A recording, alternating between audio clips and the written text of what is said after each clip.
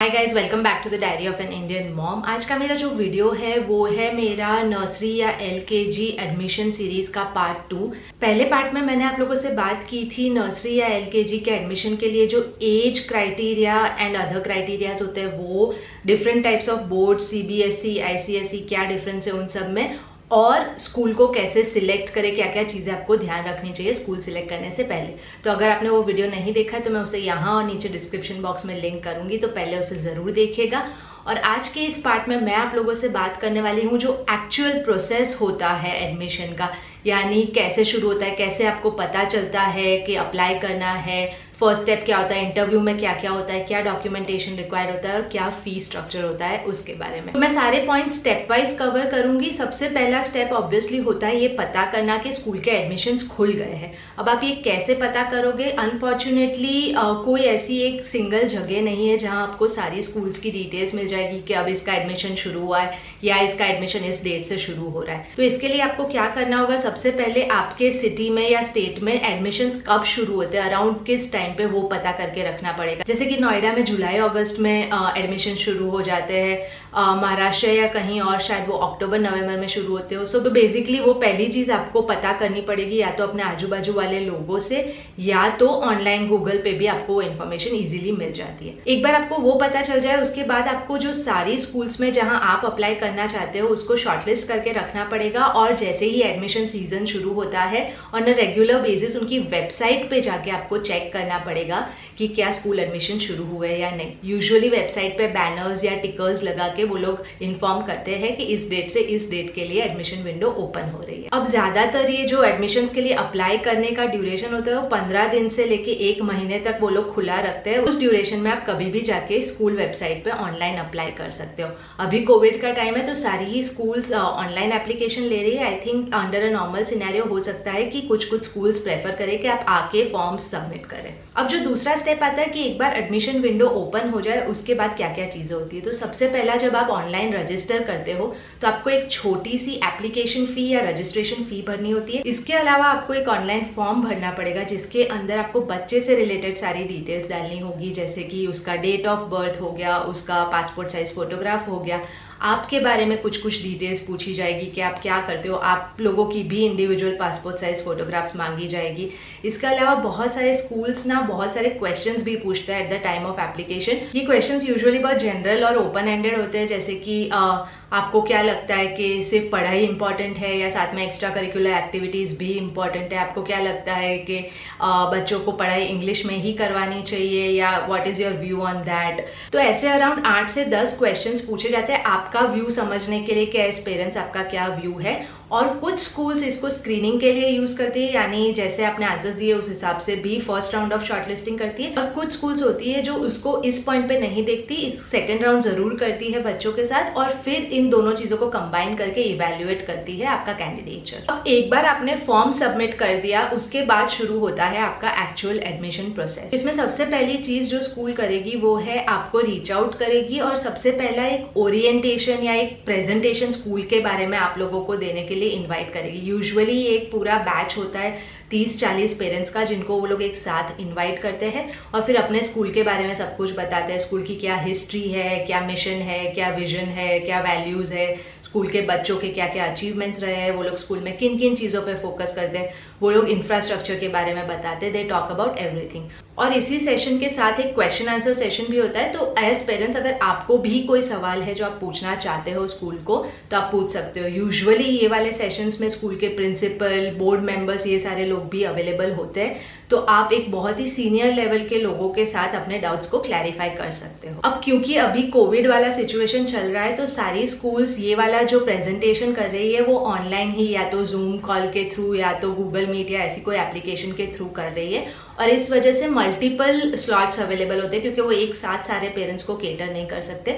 तो आपको ऑप्शन देते हैं कि कल शाम को भी हमने रखा है, परसों शाम को भी रखा है, आप किसी भी दिन को ज्वाइन कर सकते हैं।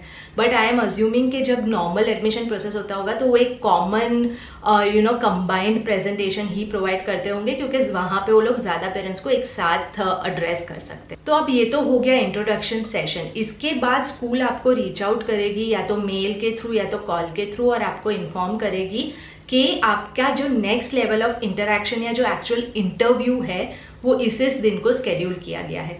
यूजुअली ये जो इंटरव्यूज़ या इंटरेक्शन होते हैं वो 10 से 15 मिनट के होते हैं, क्योंकि इस उम्र के बच्चों के साथ उससे ज़्यादा उनको बिठा के इंटरेक्ट करना एक्चुअली डिफिकल्ट होता है, और इतने ड्यूरेशन में उनको एक फेयर आइडिया आ जाता है। अब ये इंटरव्यू या इंटरेक्शन में क्या होता है एग्जैक्टली, क्या ये बच्चों का इंटरव्यू होता है, क्या ये पेरेंट्स का इंटरव्यू होता है, क्या ये एक प्रॉपर इंटरव्यू होता है या सिर्फ एक इंटरेक्शन होता है, इसके बारे में। अब जो सिलेक्शन क्राइटेरिया होता है वो हर स्कूल का अलग अलग होता है। कुछ स्कूल्स होती है जो एक बेसिक सा बहुत ही फ्रेंडली सा इंटरेक्शन करती है माँ बाप और बच्चों के साथ, जिसमें वो लोग बातों बातों में ही पता लगा लेते हैं कि बच्चे का क्या इंटरेस्ट है या बच्चे को अभी क्या क्या आता है एंड अगर उनके लिए वो सूटेबल है या नहीं। और कुछ स्कूल्स होती है जो एक प्रॉपर क्वेश्चन आंसर सेशन करते हैं बच्चों के साथ भी और माँ बाप के साथ भी। तो अब मैं पहले बता देती हूँ कि यूजुअली इंटरेक्शन होता है तब किस तरह की बातें की जाती है, और फिर मैं बताऊंगी कि जब एक स्ट्रक्चर्ड इंटरव्यू होता है तो किस तरह के क्वेश्चंस पूछे जाएंगे। हम लोगों ने अथर्व की स्कूल फाइनलाइज करने से पहले 2 स्कूल का इंटरव्यू अटेंड किया था, जिसमें एक बहुत ही एक नॉर्मल सा इंटरेक्शन और जो दूसरा था उसमें 2 rounds of proper structured interview था, क्वेश्चन एंड आंसर सेशन थे। तो मैं दोनों के बारे में आपको आइडिया दे दूंगी। अब जो इंटरेक्शन बेस्ड सिलेक्शन प्रोसेस होता है उसमें यूजुअली क्या होता है, अभी की बात नहीं करी बट इन जनरल ये होता है कि आप स्कूल में जाके इंटरेक्शन अटेंड करते हो तो वहीं पे आजू बाजू में बहुत सारी चीजें रखी गई होती है, अलग अलग एक्टिविटीज हो गई या अलग अलग कटआउट्स हो गए फ्रूट्स के, एनिमल्स के, तो उसमें से ही कुछ कुछ निकाल के उसके बारे में बच्चे से बात करना शुरू कर देते, देखते कि बच्चा उसके बारे में क्या जानता है, उससे रिलेटेड कुछ और चीज बताता है या नहीं, किस एक्टिविटी में वो इंटरेस्ट ले रहा है या नहीं। लेकिन अभी क्योंकि सिचुएशन अलग है जिसमें सारे इंटरेक्शन ऑनलाइन होते हैं, वो लोग यूजुअली क्या करते हैं, एक ओपन एंडेड क्वेश्चन से कन्वर्सेशन शुरू करते हैं, जैसे कि आपका नाम क्या है, आपके मम्मा पापा का नाम क्या है। फिर बच्चा जैसे उसको आंसर करता है कि this is my mama, this is my papa, तो they will ask questions related to whatever the child is saying, जैसे कि oh do you like to play with mama, क्या क्या खेलते हो आप मम्मा के साथ, then he will talk about क्या क्या खेलता है। तो इसमें बेसिकली वो देखते हैं कि बच्चा कैसे कन्वर्सेशन कर रहा है, क्या आंसर्स दे रहा है, और उसी के बेसिस पे बच्चा जैसे लीड करता है वैसे वैसे वो लोग कन्वर्सेशन को लीड करते हैं। अब इसमें एक टिप मैं जो देना चाहूंगी जो हम लोगों ने अननोइंगली कर ली लेकिन बहुत हेल्पफुल हुई, वो ये था कि हमने अथर को जब बिठाया था तो एक एक्टिविटी के साथ बिठाया था, क्योंकि ऑब्वियसली वरना हमें पता नहीं था कि वो बैठेगा या नहीं बैठेगा फॉर द एंटायर इंटरेक्शन। तो क्योंकि वो एक्टिविटी कर रहा था जिसके अंदर बहुत सारे एनिमल्स थे, he was trying to paint, तो वो पूरा जो कन्वर्सेशन हुआ वो उसी के अराउंड हुआ। तो आप भी ये कर सकते हो कि कोई ऐसी एक्टिविटी या कुछ लेके बिठाओ बच्चों को, ताकि यूजुअली ये होता है कि वो लोग वो देखते हैं तो उसके बारे में बात करते हैं। जैसे हम बात कर रहे थे तो पीछे ये अथर्व की बुक्स पढ़ी थी, they also spoke about the books कि कौन सी तुम्हारी फेवरेट बुक है, हमें दिखाओ ये वो। तो दिस एक्चुअली हेल्प्स, और आपको भी एक थोड़ा फेयर आइडिया आएगा कि किस किस चीज़ के बारे में बात हो सकती है। दूसरी टिप ये है कि बच्चों को ना प्रिपेयर करने की कोशिश मत कीजिए, जस्ट उनको बताइए कि आप एक इंटरव्यू के लिए बैठ रहे हो, स्कूल में एडमिशन होने वाला है और अगर आप अच्छे से आंसर करोगे तो आपको न्यू बिग स्कूल में जाने मिलेगा, but don't prepare them in terms of कि तुम्हारा क्या नाम है, ये बताओ वो बताओ। उससे क्या होगा, बच्चों पे अननेसेसरी एक प्रेशर क्रिएट होगा। Let this be like an open interaction जिसमें वो लोग जो पूछे उस हिसाब से बच्चे आंसर करें। आप उसको थोड़ा सपोर्ट कर सकते हो, उसी क्वेश्चन को यहाँ रिपीट कर सकते हो, क्योंकि बहुत बच्चों को आदत नहीं होती कि स्क्रीन पे कोई बात करे, वो समझ नहीं पाते। तो आप उस क्वेश्चन को रिपीट करके बताओ कि मैम ये पूछ रही है, बताओ कौन सा फेवरेट कलर है आपका। अगर वो कुछ भी नहीं बोलता तो आप बता सकते हो कि अच्छा बताओ तुम्हारा पिंक फेवरेट कलर है या पर्पल फेवरेट कलर। तो आप थोड़ा थोड़ा वो कर सकते हो, they also understand that, but usually बहुत बेसिक क्वेश्चन होते हैं, तो अगर बच्चों का एक लाइट तरीके से आंसर करने दोगे तो वो डेफिनेटली आंसर करेंगे। अब जो दूसरा स्टाइल होता है जो कि एक प्रॉपर स्ट्रक्चर्ड इंटरव्यू की तरह होता है, उसमें एक तो बच्चे को सवाल पूछे जाते हैं और फिर कुछ सवाल आपको भी पूछे जाते हैं, ताकि वो लोग समझ पाए कि आपका जो पेरेंटिंग स्टाइल है वो उनकी फिलोसॉफी के साथ मैच करता है कि नहीं। अब बच्चे को कैसे सवाल पूछे जाते हैं, basic things like again what is your name, who all are sitting with you, उनका क्या नाम है आपके साथ जो बैठे हुए हैं वो, ये मम्मा है, मम्मा का क्या नाम है, ये पापा है, पापा का क्या नाम है, अच्छा आपको क्या खेलना अच्छा लगता है, आपका फेवरेट टॉय कौन सा है, चलो जाओ भाग के अपना फेवरेट टॉय ले आओ। फिर आप टॉय वो लेके आएगा तो उस पर क्वेश्चन पूछेंगे कि ये कौन से कलर का है, क्या करता है। फिर आपको कोई राइम आता है, आप राइम गा के सुनाओ मुझे। आपका फेवरेट फूड क्या है आपको। तो ये बहुत ही वो जो फन क्वेश्चन जो हम बच्चों को वैसे भी पूछते हैं या कोई भी मिलता है तो पूछते हैं, उस तरह के क्वेश्चंस होते हैं। इसमें भी अगेन आप अगर साथ में कुछ लेके बैठे हो तो हो सकता है कि वो क्वेश्चंस उसके अराउंड रोटेट करे। अब दूसरी एक चीज ये वाले इंटरव्यू प्रोसेस में जो हुई थी वो कि हमको पहले से ये भी बताया गया था कि बच्चे को क्रेयॉन्स और नोटबुक लेके बिठाना है। तो उससे क्या होता है, आई थिंक बच्चे के सामने जब क्रेयॉन्स और नोटबुक पड़े होते हैं तो क्या करता है उससे, क्या वो इनिशिएटिव लेके खुद कलरिंग करना शुरू करता है, क्या उसको ग्रिप ठीक से आ रही है या नहीं आ रही। आई थिंक वो सारी चीज़ें वो देखने की कोशिश करते हैं। ऑब्वियसली वो ये नहीं एक्सपेक्ट करते कि इस उम्र के बच्चे कैसी पेंटिंग करे, उस पर उनको जज करे। वो सिर्फ ये देखना चाहते हैं कि बच्चे इंटरेस्ट दिखा रहे हैं या नहीं दिखा रहे। अब आते हैं पेरेंट्स को जो सवाल पूछे जाते हैं उस पर।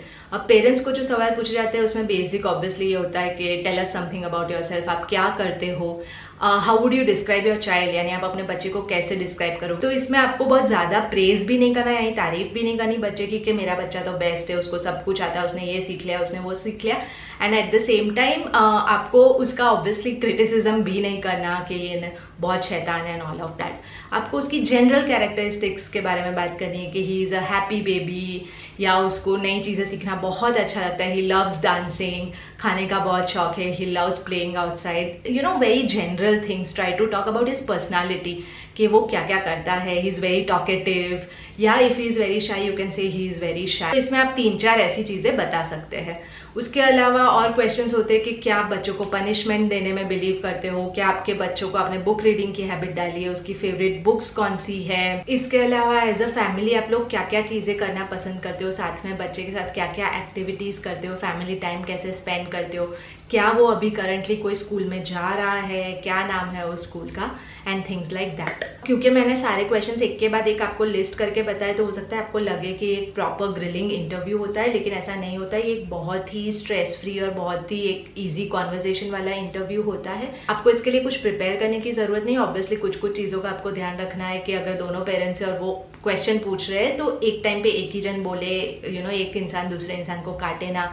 आप ये घर से ही इंटरव्यू दे रहे हो, लेकिन कोशिश करो कि एक नॉर्मल अच्छा सा फॉर्मल अटायर, प्रॉपर कुर्ती या यू नो वेस्टर्न फॉर्मल्स जो भी आपको कन्वीनियंट लगे। सेम टाइम पे आपके हस्बैंड भी या तो कॉलर टी शर्ट या तो कोई शर्ट पहने, ज़रूरी नहीं कि एकदम फॉर्मल लुक होना चाहिए, but it should not be very casual also. तो अब यूजुअली क्या होता है कि इंटरव्यू के बाद नेक्स्ट 3 से 4 दिनों के अंदर ही स्कूल आपको इन्फॉर्म कर देती है कि आपका सिलेक्शन हुआ है कि नहीं हुआ है। ये वो लोग इसलिए करते हैं क्योंकि उनके ऑनगोइंग एडमिशन प्रोसेस में ही उनको आइडिया आ जाए कि कितने लोग एक्चुअली इंटरेस्टेड है या कितने यू नो ऑप्ट नहीं कर रहे, तो वो सीट वो लोग फिर किसी और को ऑफर कर सके। अब एक बार आपको बताया जाता है कि आपका सिलेक्शन हो गया है, उसके बाद का ये प्रोसेस होता है कि वो लोग आपसे एक मेल शेयर करेंगे जिसके अंदर वो लोग डॉक्यूमेंटेशन बताएंगे, आपको जो पहली फीस भरनी है at the time of taking the admission वो बताएंगे, और आपको एक डेट देंगे जब तक आपको ये प्रोसेस फिनिश करना है। अराउंड इसी टाइम ये ऑप्शन आपके पास अवेलेबल होता है कि अगर आप बीच में जाके स्कूल को विजिट करना चाहते हो या आपको कोई क्वेरीज है और पूछना चाहते हो तो आप उनको फिर से रीच आउट कर सकते हो। यूजुअली वो लोग आपको मैक्सिमम 1 हफ्ते का टाइम फ्रेम देंगे जिसके अंदर आपको ये सारी फॉर्मेलिटीज पूरी करनी है।